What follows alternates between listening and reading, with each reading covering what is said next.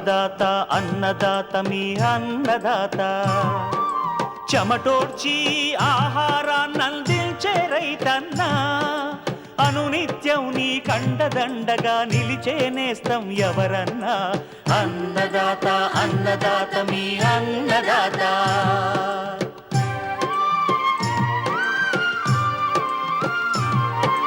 నూతన రీతుల సాగుబడికి నూరింతలు పెరిగే దిగుబడికి సూచనలిచ్చే సస్య రక్షణకు పశు పోషణకి శాస్త్ర విజ్ఞానం అందించి ముందుకు నడిపే తెలుగు రైతు భారతదేశానికి మకుటం అయ్యేలా తీర్చిదిద్దే ఆశయంతో మిమ్ము మేలు కొలిపేది అన్నదాత అన్నదాత అన్నదాత మీ అన్నదాత అన్నదాత అన్నదాత మీ అన్నదాత. అన్నదాత ప్రేక్షకులకు నమస్కారం. ఈనాటి ముఖ్యాంశాలు: గుర్రపు డెక్కను సేంద్రియ ఎరువుగా మార్చి పొలాలకు అందించడం వల్ల కలిగే ప్రయోజనాలు,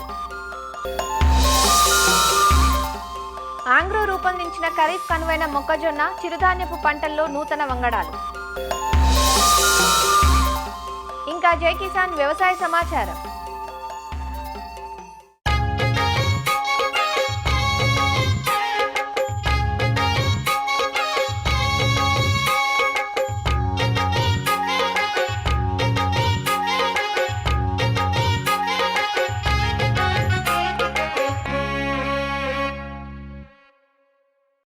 ఉభయ తెలుగు రాష్ట్రాల్లో ప్రధాన ఆహార పంటైన వరి తర్వాత అధిక విస్తీర్ణంలో సాగులో ఉన్న పంట మొక్కజొన్న.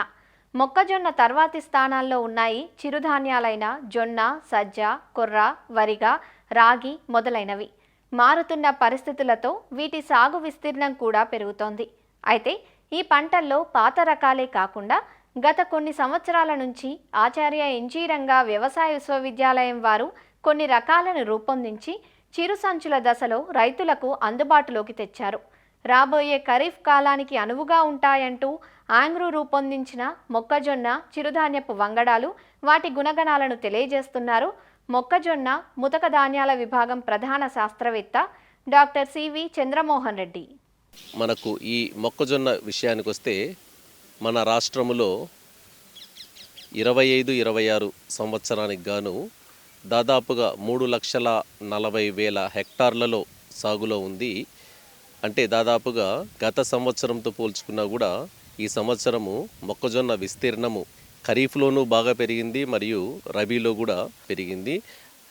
ఈ కాంటెక్స్ట్లో మనము ఆలోచించినట్లయితే ఆచార్య ఎన్జీ రంగా వ్యవసాయ విశ్వవిద్యాలయం తరపున PH 42-12-66 అనే ఒక మినీ కిట్ హైబ్రిడ్ను గత సంవత్సరము మనము మొత్తం శ్రీకాకుళం జిల్లా నుండి అనంతపురం వరకు మినీ కిట్స్ రూపంలో ఇవ్వడం జరిగింది. దాని యొక్క పనితీరు కూడా చాలా బాగుంది.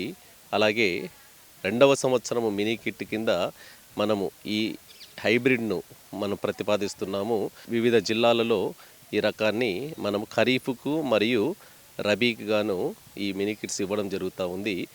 అలాగే జొన్నలో కూడా ఎక్కువగా మనకు నంద్యాల తెల్లజొన్న 5 అనే రకము రబీలో ఎక్కువగా సాగులో ఉంది. ఈ రబీ జొన్న అనేది ముఖ్యంగా రాయలసీమ ప్రాంతాలలో సెప్టెంబర్ మాసంలో ఎక్కువగా సాగు చేస్తూ ఉంటారు. ఎక్కువగా దాదాపు 30-40% మనకు కర్నూలు కానీ కడప కానీ అనంతపురం జిల్లాలలో ఈ నంద్యాల తెల్లజొన్న 5 అనే రకము సాగులో ఉంది. అలానే కాకుండా మనకు నెల్లూరు లాంటి ప్రాంతాలలో కూడా ఈ NTJ 5 అనేది ఎక్కువగా రైతాంగము ఆదరిస్తూ ఉన్నారు. ఎందుకంటే అది పొట్టి జొన్న రకము, తర్వాత మిషన్ హార్వెస్ట్కు అనుకూలంగా ఉంటుంది. తర్వాత ఎటువంటి పరిస్థితులలో అయినా కూడా మనకు దిగుబడి కనీసము 20-25 క్వింటాల్ ఎకరానికి రావడానికి అవకాశం ఉంది. కాబట్టి ఎక్కువగా రైతాంగము మొగ్గు చూపుతూ ఉన్నారు. ఇదే కాకుండా ఆచార్య ఎన్జీ రంగా వ్యవసాయ విశ్వవిద్యాలయం నుండి 2025 సంవత్సరములో మనకు దేశవ్యాప్తంగా కొన్ని రకాలు విడుదలయ్యాయి.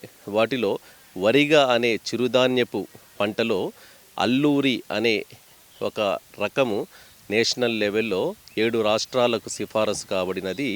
అది మనకు విజయనగరం వ్యవసాయ పరిశోధనా స్థానం నుండి విడుదలైంది. వీటికి సంబంధించినటువంటి విత్తనాలు కానీ, అలాగే వీటికి సంబంధించినటువంటి ప్రదర్శన క్షేత్రాలకు సంబంధించినటువంటి పరిశీలనలు కూడా మనము ఈ 2026వ సంవత్సరంలో ఎక్కువగా మనము పాపులరైజ్ చేస్తామనేసి సందర్భంగా తెలియజేస్తున్నాను. అలాగే సజ్జ పంటలో అనంతపురం వ్యవసాయ పరిశోధనా స్థానం నుండి ఒక హైబ్రిడ్ను మొట్టమొదటిగా మన ఆచార్య ఎన్జీ రంగా వ్యవసాయ విశ్వవిద్యాలయం నుండి విడుదల కాబడింది. అది కూడా మనకు దేశవ్యాప్తంగా 7 నుండి 8 రాష్ట్రాలకు సిఫారసు కాబడింది. APHB 126 అనే ఈ వంగడము, సజ్జ వంగడము అనంతపురం వ్యవసాయ పరిశోధనా స్థానంలో అందుబాటులో ఉన్నది. ఇది కూడా ఖరీఫ్లోను మరియు రబీలోను అలాగే వేసవి కాలంలో కూడా అనుకూలమైనటువంటి వంగడము. దీనికి కూడా మనము విత్తనాన్ని కొద్దిగా అంటే భారీ స్థాయిలో మనము ఉత్పత్తి చేసేసి మొట్టమొదటిగా మనకు FLD ఫ్రంట్ లైన్ డెమాన్స్ట్రేషన్స్ కింద మనము రైతాంగానికి ఇవ్వడానికి ముందుకు వస్తున్నాము. ఇలానే కాకుండా రాగిలో కూడా విజయనగరం వ్యవసాయ పరిశోధనా స్థానం నుండి వేగవతి, తర్వాత ఇంద్రావతి, అలాగే గోస్తని అనే 3 రకాలు, మనకు తిరుపతి పెరుమాలపల్లె వ్యవసాయ పరిశోధన స్థానం నుండి వకుల అనే రకము మంచి ప్రాచుర్యంలో ఉన్నటువంటి రకాలు. ఇటువంటి రకాలను మీకు ఈ 2 పరిశోధనా స్థానాలలో విత్తనాలను అందుబాటులోకి తేవడం జరిగింది. మీకు ఈ విత్తనము అందుబాటులో ఉంటుంది. ఇవే కాకుండా కొర్ర కూడా ప్రాచుర్యంలో ఉన్నటువంటి పంట. ఇది ఎక్కువగా రాయలసీమ ప్రాంతంలో ముఖ్యంగా కర్నూలు, నంద్యాల, అలాగే మనకు అనంతపురం జిల్లాలలో కూడా మొత్తం 3 కాలాలకు అంటే ఖరీఫ్లోను, రబీలోను, వేసవిలోను కూడా సాగు చేస్తూ ఉంటారు. కాబట్టి వీటిలో కూడా 60 రోజుల పంట రకాల నుండి 70 రోజుల పంట రకాలు, అలాగే 80 రోజుల పంట రకాలు, అలాగే 90 రోజుల పంట రకాలు కూడా మనము విడుదల చేయడం జరిగింది. వీటిలో కూడా ఎటువంటి విత్తనం కావాలన్నా మీకు విత్తనం అందుబాటులో ఉంటుంది. మొత్తానికి ఈ ఎల్నినో ప్రభావములో మనకు మొక్కజొన్న కానీ, జొన్న కానీ, రాగి కానీ, సజ్జ కానీ, అలాగే కొర్ర లాంటి పంటలను సాగు చేయాలనే ఆలోచన ఉన్న రైతాంగము మీరు ఇటువంటి రకాలను, ఇటువంటి పంటలను మీరు ఎంచుకొనేసి సాగును విజయవంతంగా సాధిస్తారు అనేసి తెలియజేస్తూ థ్యాంక్ యూ.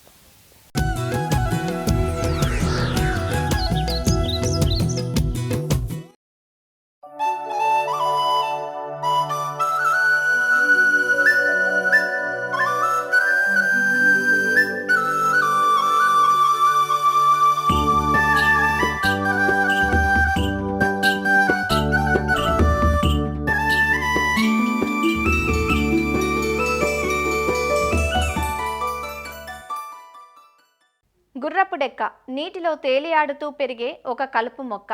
సాధారణంగా కాలువలు, చెరువులలో వేగంగా వృద్ధి చెందుతూ నీటి ప్రవాహానికి అడ్డుపడుతూ ఉంటుంది. దీంతో కాలువ చివరి భూములకు సకాలంలో నీరందక సాగు పనులు సాగక రైతులు ఇబ్బంది పడుతూ ఉంటారు. ఇలా సాగు రంగానికి అడ్డంకిగా ఉన్న ఈ కలుపు మొక్కను అర్థవంతంగా మార్చుకొని విలువైన సేంద్రియ పదార్థంగా తయారు చేసుకునే అవకాశం ఉంది. గుర్రపు డెక్కను సేంద్రియ ఎరువుగా మార్చే విధానాన్ని, పంటలకు వాడుకునే పద్ధతిని తెలియజేస్తున్నారు ప్రొఫెసర్ జయశంకర్, తెలంగాణ రాష్ట్ర వ్యవసాయ విశ్వవిద్యాలయం రాజేంద్రనగర్లోని వ్యవసాయ కళాశాల అధ్యాపకులు డాక్టర్ ప్రభాకర్ రెడ్డి. గుర్రపు డెక్క అనేది నీటిపై తేలియాడి పెరిగే కలుపు మొక్క. ఈ కలుపు మొక్క అనేది తొందరగా పెరిగే లక్షణం కలిగి ఉంటుంది. సో ఇది తొందరగా పెరగటం వల్ల నీటి యొక్క ఉపరితల విస్తీర్ణంలో అనేది వ్యాపించి దీనివల్ల నీటిలో ఉండే ఆక్సిజన్ అనేది తగ్గిపోవటం, నీటి కాలుష్యం జరగటం, దానివల్ల కూడా ఈ నీటిలో ఉండే చేపలు, వివిధ రకాలైన జీవరాశులు చనిపోవటం అనేది మనం ఎక్కువగా గమనిస్తూ ఉంటాం.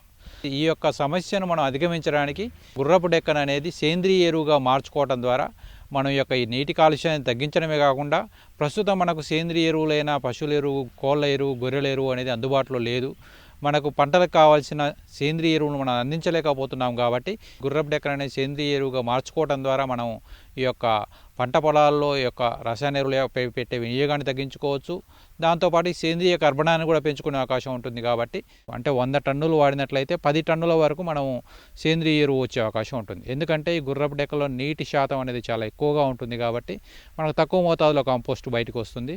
సో ఇంకోటి నీటి మోతాదు చాలా ఎక్కువగా ఉంటుంది కాబట్టి తొందరగా కుళ్ళిపోయి సేంద్రియ ఎరువుగా తయారయ్యే అవకాశం ఉంటుంది. అయితే ఈ గుర్రపు డెక్క నుంచి తయారు చేసిన సేంద్రియ ఎరువు ఎలా తయారు చేసుకోవాలని మనం గమనించినప్పుడు, ఒకటి వర్మి కంపోస్టింగ్ ద్వారా తయారు చేసుకోవచ్చు, రెండవది సాధారణ కంపోస్ట్ పిట్ పద్ధతిలో కానీ సాధారణ కంపోస్టింగ్ పద్ధతిలో కూడా మనం తయారు చేసుకునే అవకాశం ఉంటుంది.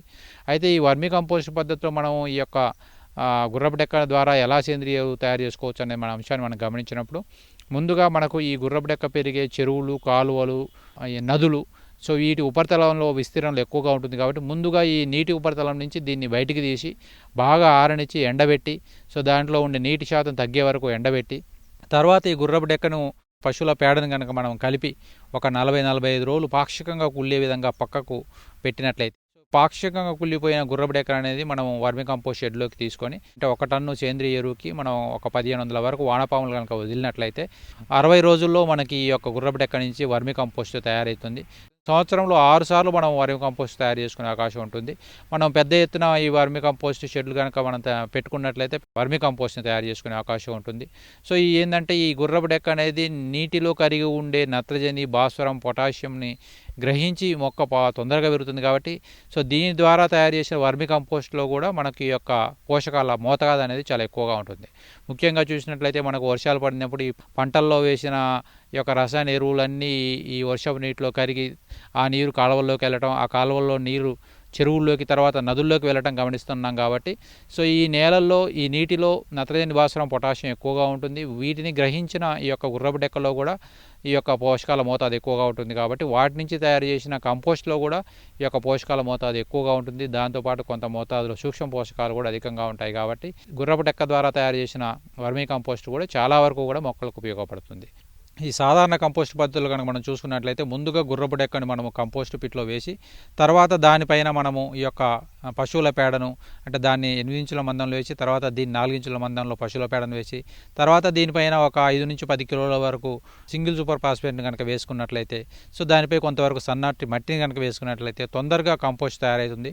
సో దగ్గరగా 60 నుంచి 80 రోజుల్లో ఇది కంపోస్ట్ తయారయ్యే అవకాశం ఉంది. అంటే సాధారణ కంపోస్ట్ పద్ధతిలో కూడా మనం ఈ గుర్రపు డెక్క నుంచి సేంద్రియ ఎరువు తయారు చేసుకునే అవకాశం ఉంటుంది.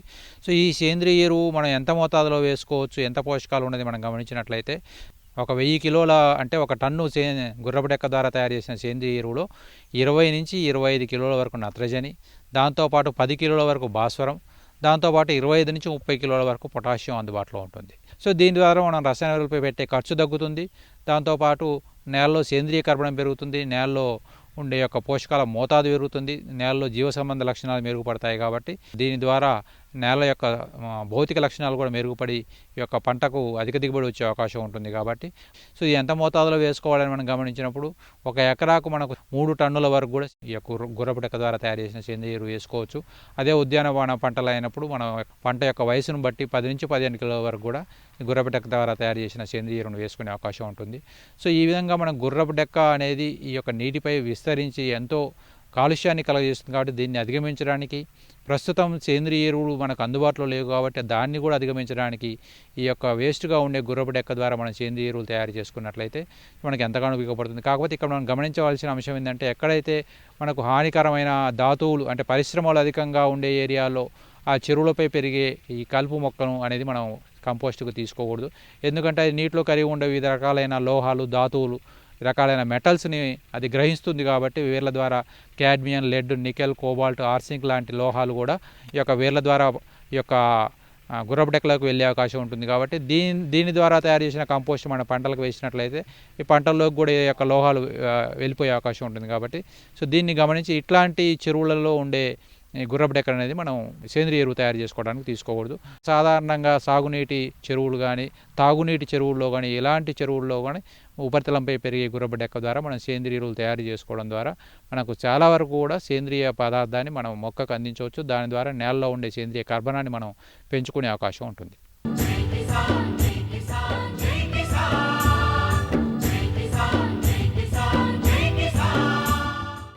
వ్యవసాయ సమాచారం ఇప్పుడు జై కిసాన్లో చూద్దాం.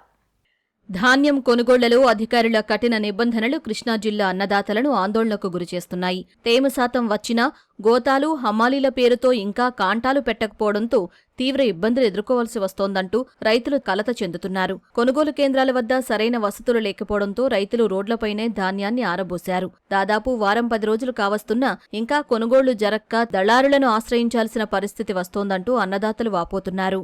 పై అధికారులు ఏవో వచ్చారు, జేసీ గారు వచ్చారు, డిఎం గారు వచ్చారు, అందరూ వస్తున్నారే కానీ మళ్ళీ 3 కిలోలు అంటున్నారు. ఇక్కడ ఆర్బీకే ద్వారా కూడా 3 కిలోలే, గవర్నమెంట్ ద్వారా కూడా.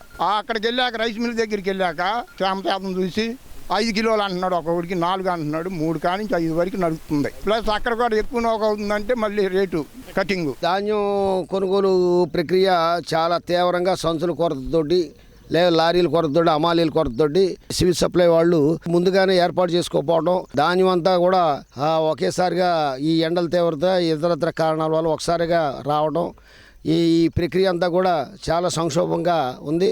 మొక్కజొన్న, జొన్న, వరి ముఖ్యంగా ఉన్న పంటలు ఇక్కడ ఏ ఒక్కదానికి కూడా మద్దతు ధర లేనటువంటి దౌర్భాగ్యం రైతుల మీద ఎంత భారం పడుతుందంటే తరుగులని, నూకలని, అయ్యని ఇయ్యని వంకలు పెట్టి రైతుల్ని నాశనం చేస్తున్నారండి. ఈ రకంగా కొనసాగితే భవిష్యత్తులో వ్యవసాయం రైతులు ఎట్లా చేస్తారో. ప్రభుత్వం రైతుల్ని అన్ని రకాల మోసం చేస్తుంది. ఆర్బీకే అనేది పేరుకే కానీ ఆచరణకు వచ్చేసరికి ప్రైవేటు వర్తకులతో కుమ్మక్కైనట్టు చాలా స్పష్టంగా అర్థమవుతోంది. ఏ గ్రేడ్ ధాన్యానికి ప్రభుత్వ మద్దతు ధర క్వింటాలకు 2,389, సాధారణ రకాలకు 2,369 రూపాయలు కాగా అధికారుల నిబంధనలతో మద్దతు ధర దక్కని పరిస్థితి వస్తోందంటూ రైతులు వాపోతున్నారు. తరుగు పేరుతో క్వింటాలకు 3 నుంచి 5 కిలోల వరకు తగ్గిస్తున్నారని ఆందోళన చెందుతున్నారు. కోసి 10 రోజులు అవుతుందండి. ధాన్యం కోసి ఆరబెట్టి కూడా 10 రోజులు ఆరిపోయినాయి. సరే పో చేసుకోమన్నారు, నిమిషాతం చూస్తామన్నారు, నిమిషాతం సరిపోయింది, 16 పాయింట్లు వచ్చింది. సంచులు ఇస్తామని చెప్పి 4-5 రోజులు తిప్పారు, సంచులు లేవని చెప్పారు, లారీలు రావట్లేదని చెప్పారు. చివరికి సంచులు ఇచ్చినా కూడా మామూలు ఇంకా 3 రోజులు అవుతుంది సంచులు ఇచ్చి కూడా. ముఠాలు లేరని చెప్తున్నారు, లారీలు రావట్లేదని చెప్తున్నారండి. ఆర్బీకే వాళ్ళు కొనపోవడం వల్ల మేము బయట వాళ్ళకి ఏరే విధంగా అమ్ముకోవాల్సి వస్తుంది. కటింగ్లు అంటున్నారు, సంచులు ఇవ్వట్లేదు, కూలీలు దొరకట్లా సరిగ్గా. ఎకరానికి కౌలుకి వేసాం, రైతు భరోసా వాళ్ళు సంచులు ఎత్తానికి 4 రోజులు తిప్పారు, సంచులు లేవంటున్నారు. అది ఆర్బీకే తరపున వేసినా 3 కేజీలు కింటాకి 3 కేజీలు తారం తీయాలంటున్నారు. లారీ కిరాయి కూడా రైతే పెట్టుకోవాలన్నారు. చిన్న సన్నకారు రైతుకి లారీ రాట్లా, పెద్ద వాళ్ళకే వెళ్ళిపోతున్నాయి. ఒక పక్కేమో ఐఎండి వాళ్ళు ఎలిన్ ప్రభావంతో ఒకేసారి వర్షాలు, ఒకేసారి ఎండ, ఒకేసారి అన్ని వాతావరణంలో తీవ్ర మార్పులు వెంటనే వస్తాయని చెప్పేసి ఒకవైపు చెప్తున్నారు. కాబట్టి వాతావరణ మార్పుల వల్ల రైతాంగం నష్టపడుకోకుండా చర్యలు తీసుకోవాల్సిన ప్రభుత్వం రైతులను రోడ్లు పాలు చేసింది. ఒకటి తేమ శాతం పూర్తిగా 17% కాదు, ఇప్పుడు 14%, 13% పడిపోయింది. అట్లా బరువు తగ్గి ఒక విధంగా నష్టపోతున్నారు. రెండో వైపున ఎండకి ఎండి గింజలన్నీ నోకవుతున్నాయి. ఆ విధంగా కూడా రైతాంగానికి రెండో వైపు నష్టం జరుగుతుంది. మూడో వైపేమో ధర, ప్రభుత్వం ప్రకటించిన ధర అందుకోకుండా చేస్తున్నారు. రోజురోజుకు మారుతున్న వాతావరణ పరిస్థితులు, అడపాదడపా కురుస్తున్న అకాల వర్షాలు ధాన్యం రైతులకు కంటిమీద కునుకు లేకుండా చేస్తున్నాయి. ఇప్పటికైనా అధికారులు నిబంధనలను సడలించి ధాన్యం సేకరణ వేగవంతం చేయాలంటూ అన్నదాతలు వేడుకుంటున్నారు. కొనుగోళ్ల ఆలస్యంతో మంచిర్యాల జిల్లాలో ధాన్యం రైతుల పరిస్థితి ఆందోళనకరంగా మారింది. ఒక్కసారిగా మారిన వాతావరణంతో కల్లాల్లో ఆరబోసిన ధాన్యం పూర్తిగా తడిచిపోయిందంటూ రైతులు తీవ్ర కలత చెందుతున్నారు. చాలా మందికి కాంటాలు వెయ్యలేదని, తూకం వేసిన ధాన్యాన్ని సైతం తరలించని కారణంగా అకాల వర్షానికి తడిచిపోయిందంటూ రైతులు వాపోతున్నారు. నేను 20 రోజుల పొలం కోసి వచ్చిన ఎవరు కాంట పెట్టుకుంటలేరు సార్. కాంట పెట్టుకున్న మొన్న 25 రోజులకి నిన్న పెట్టుకున్నారు సార్. నిన్న పెట్టుకుంటే ఆయిల్లా వర్షం కొట్టి మొత్తం తడిసింది సార్. మిల్లర్లు మొత్తం వరి ధాన్యం తడిచిందని మా నుంచి వరిని ఎక్సిట్ చేసుకొని 40కి 3 కిలోలకు ఎక్స్ట్రా చొప్పున కాంట తీసుకొని రైతును సర్వనాశనం చేస్తారు. ఇక్కడ సరైన సౌకర్యాలు కూడా లేవు. ఒక్కటి కూడా తాడిపత్రి ఒక్క రైతుకు కూడా సరైన అందుబాటులో ఇవ్వలేదు. ఇప్పుడు అయిన కాంటలకు బస్తాలకు కూడా లారీలు రాక ఈ వర్షంలో తడిచి వరి ధాన్యం మొత్తం ముద్దయిపోయింది. రైతులు కల్లాలలో పోసుకొని నెల రోజులు అవుతుంది. మొన్ననే కాంటలు చేపట్టడం జరిగింది. అది కూడా నామమాత్రంగా కాంటలు జరుగుతా ఉన్నది. గంపలపల్లి గ్రామం లోపల ఆ రేకుల లోపల ఉన్నారట, మళ్ళీ గోడ పక్కన ఉన్నారట. గోడ పక్కన కూలి మరి 3 యువ రైతులు చనిపోవడం జరిగింది. మరి వాళ్ళు ఇక్కడికి రాకపోతే వాళ్ళు బతికే వాళ్ళు కదా. అంటే ఎంట వడ్లు కొన్నట్టు అయిందే ఉంటే, కల్లాల నుంచి మరి వడ్లు తరలించినట్టు అయిందే ఉంటే రైతులకి బాధలు ఎందుకు ఉంటాయి? ప్రతి సంవత్సరము ఈ వర్షాల వల్ల మాకు ఎంతో నష్టం జరుగుతుంది. సకాలంలో మన ప్రభుత్వం పట్టించుకోక ఈ సమస్య తలెత్తుతుంది. బాగా నష్టపోతున్నాం, మొక్కలు గాని వడ్లు గాని. అకాల వర్షం కారణంగా ధాన్యానికి అధిక నష్టం జరగలేదంటూ జిల్లా గ్రామీణాభివృద్ధి సంస్థ అధికారులు చెబుతున్నారు.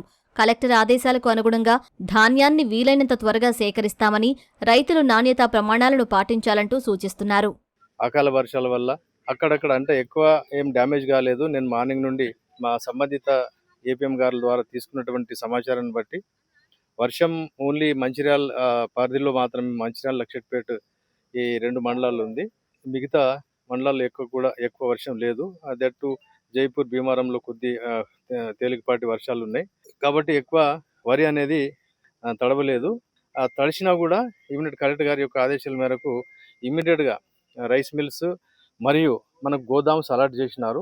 ఆ గోదాములలో దాదాపు 150 పీపీసీ సెంటర్లలో ఈ రోజు నుండి మరి ఎక్కువ మోతాదులో ఈ వరి షిఫ్ట్ చేయడానికి కలెక్టర్ గారి యొక్క ఆదేశాలు ఉన్నాయి కాబట్టి త్వరితగతిన మరి ఈ సెంటర్లకి లారీలు తెప్పించి ఈ ధాన్యాన్ని అన్ని కూడా మిల్లకు గోడౌన్లకు మరి పంపడానికి ప్లాన్ చేస్తున్నాం.